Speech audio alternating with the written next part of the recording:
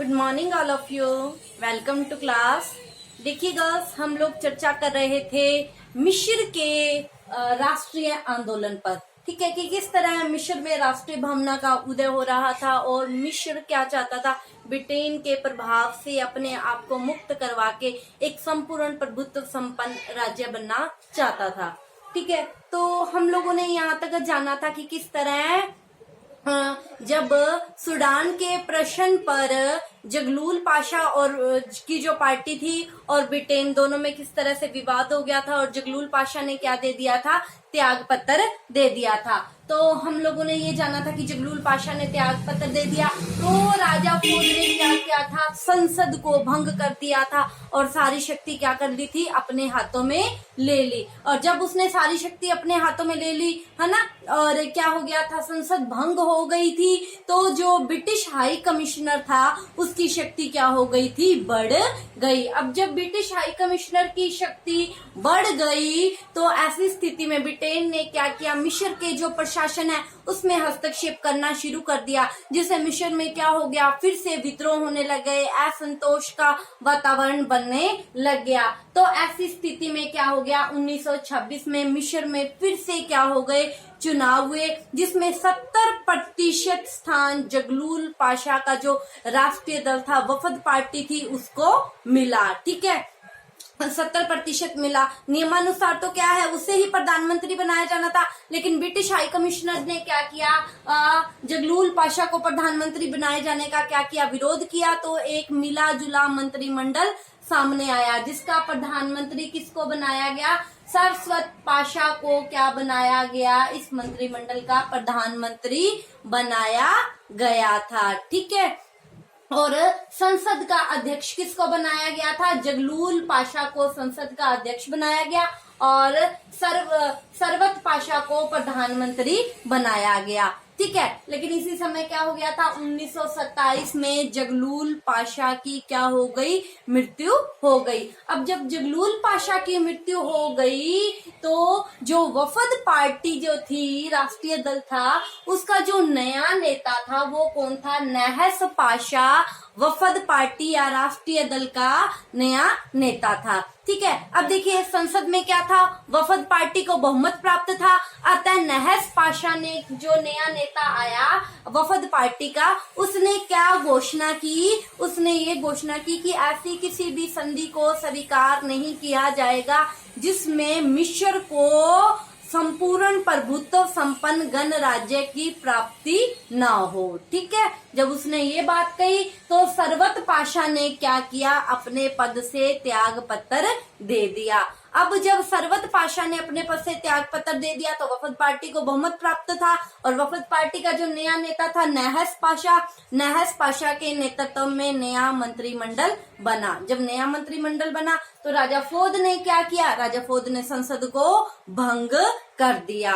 अब राजा फौद ने संसद को भंग कर दिया तो 1929 में फिर से क्या हो गए, चुनाव हुए। 1929 में जब चुनाव करवाए गए तो फिर से क्या हो गया, वफद पार्टी को बहुमत मिला और नहस पाशा को क्या बनाया गया, नहस पाशा को फिर से प्रधानमंत्री बनाया गया। और इस समय ब्रिटेन ने क्या किया, सर पर्सी लॉरेन को हाई कमिश्नर नियुक्त किया। मिस्र में ब्रिटेन ने क्या किया, सर पर्सी लॉरेन को हाई कमिश्नर नियुक्त कर दिया। और ये जो पर्सी लॉरेन थे ये क्या थे, प्रगतिशील विचारों के व्यक्ति थे। ये क्या है, मिस्र की समस्या को क्या है, सुलझाना चाहते थे। लेकिन जो राजा फौद था वो वफद पार्टी से बहुत ज्यादा घृणा करता था और उसने क्या किया, 1930 में चुनाव की एक नई पद्धति की व्यवस्था की। और ये जो नई पद्धति थी चुनाव करवाने की, ये क्या थी कि जो संसद के सदस्य हैं वो सीधे जनता द्वारा नहीं चुने जाएंगे। ठीक है, वो ऐसे निर्वाचक मंडलों के द्वारा चुने जाने थे जिनका निर्माण किसी विशिष्ट वर्ग के द्वारा होता हो। ठीक है, और 1931 में इसी नई पद्धति के द्वारा चुनाव कराए गए, लेकिन वफद पार्टी ने क्या है, इन चुनावों में हिस्सा नहीं लिया और 1931 से लेकर 1933 तक सिद्दकी पाशा ने क्या किया, मिस्र पर शासन किया। और इस सिद्दकी पाशा ने क्या किया, जो विरोधी थे, ठीक है, उनको दबाने का बहुत ज्यादा प्रयास किया, ठीक है, लेकिन वफद पार्टी के कारण वो अपने कार्य में कामयाब नहीं हुआ। और 1933 में वफद पार्टी के विरोध के कारण ही सिद्दकी पाशा ने क्या कर दिया, त्याग पत्र दे दिया। और 1934 में राजा फौद ने क्या किया, फिर से नहस पाशा को प्रधानमंत्री बनाया, ठीक है। और उसने क्या किया, राजा को एक सलाह दी, क्या कहा कि 1930 का जो संविधान है उसका अंत कर मिस्र में क्या किया जाए, लोकतंत्र की स्थापना की जाए, ताकि शांति और व्यवस्था फिर से क्या हो जाए, स्थापित हो जाए, शांति और व्यवस्था स्थापित हो जाए। राजा ने क्या किया, उसकी बात को स्वीकार कर लिया, ठीक है। अब राजा ने उसकी बात को स्वीकार कर लिया, तो अब क्या हो गया, लंदन के साथ संधि हुई और मिस्र को क्या बना दिया गया, पूर्ण स्वतंत्र राज्य बना दिया गया। देखिए 1935 में क्या हो गया था, उत्तरी अफ्रीका की राजनीति में क्या आ गया था, परिवर्तन आ गया था। इटली ने क्या कर दिया था, अबिसिनिया पर अपना अधिकार कर लिया था। इससे क्या हो गया था, अंग्रेज अब चिंतित होने लग गए थे, ठीक है। उनको ये लगने लगा था कि मिस्र के लोगों को अब तो संतुष्ट करके उनके साथ संबंध हमें क्या है, सुधारने चाहिए, ठीक है। लेकिन नहस पाशा ने इस समय क्या घोषणा की कि जब तक मिस्र को संपूर्ण प्रभुत्व संपन्न राज्य नहीं बना दिया जाता, तब तक मिस्र ब्रिटेन के साथ कोई सहयोग नहीं करेगा, ठीक है। और 1936 में चुनाव हुए, उसमें नहस पाशा को क्या बनाया गया, प्रधानमंत्री बनाया गया। और उसने ब्रिटेन के साथ समझौता करने का प्रयत्न किया और 16 अगस्त 1936 में लंदन की संधि हो गई, ठीक है। और देखिए इस संधि की क्या क्या शर्तें थी। अब ब्रिटेन ने क्या किया, मिस्र को एक संपूर्ण प्रभुत्व संपन्न राज्य मान लिया। अब ब्रिटेन में मिस्र कोई भी अपना हाई कमीशन नियुक्त नहीं करेगा, अपना एक राजदूत रखेगा, और मिस्र भी क्या है, ब्रिटेन में अपना एक राजदूत रखेगा, ठीक है। और सूडान का जो शासन था उस पर ब्रिटेन और मिस्र दोनों का क्या रहा, संयुक्त नियंत्रण स्थापित हो गया। और इस संयुक्त नियंत्रण का एक ही उद्देश्य था, एक ही प्रयोजन था, वो क्या था, सूडान का कल्याण करना और सूडान के हित में कार्य करना, ठीक है। अब ब्रिटेन को मिस्र ने हर स्थिति में सहायता देना भी स्वीकार कर लिया। और ब्रिटेन ने देखिए जब ये संधि हो गई लंदन की संधि के बाद,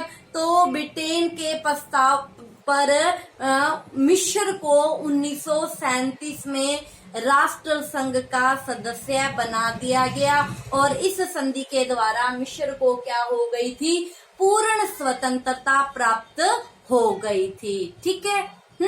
अब क्या हो गया, द्वितीय विश्व युद्ध शुरू हो गया, ठीक है। देखिए यद्यपि लंदन की संधि के द्वारा क्या मान लिया गया था, मिस्र को एक संपूर्ण प्रभुत्व संपन्न स्वतंत्र राज्य मान लिया गया था, ठीक है। लेकिन देखिए ये कहा गया था कि ये जो स्वेज नहर का जो प्रश्न है, स्वेज नहर में ब्रिटेन के जो हित हैं, लंदन की संधि में बात की गई थी कि स्वेज नहर में जो लंदन के हित हैं उसको देखते हुए ब्रिटेन की 10,000 स्थलीय सेना और 400 सैनिक वायु सेना के रक्षा के लिए रहेंगे, ठीक है। तो अब देखिए मिस्र की भूमि पर विदेशी सेनाएं रह रही थी, ठीक है। स्वतंत्र राज्य तो मान लिया, लेकिन क्या है, विदेशी सेनाएं रह रही थी। अब इस विदेशी सेना ने इनके मिस्र के आंतरिक मामलों में हस्तक्षेप करना शुरू कर दिया। अगस्त 1939 में जब द्वितीय विश्व युद्ध आरंभ हो गया, तो ब्रिटेन क्या है, मिस्र पर फिर से अपना शिकंजा कसना चाहता था, ठीक है। और देखिए अब क्या हो गया था, मिस्र के लोगों ने इंग्लैंड के प्रति अब उनका कोई क्या है, लगाव भी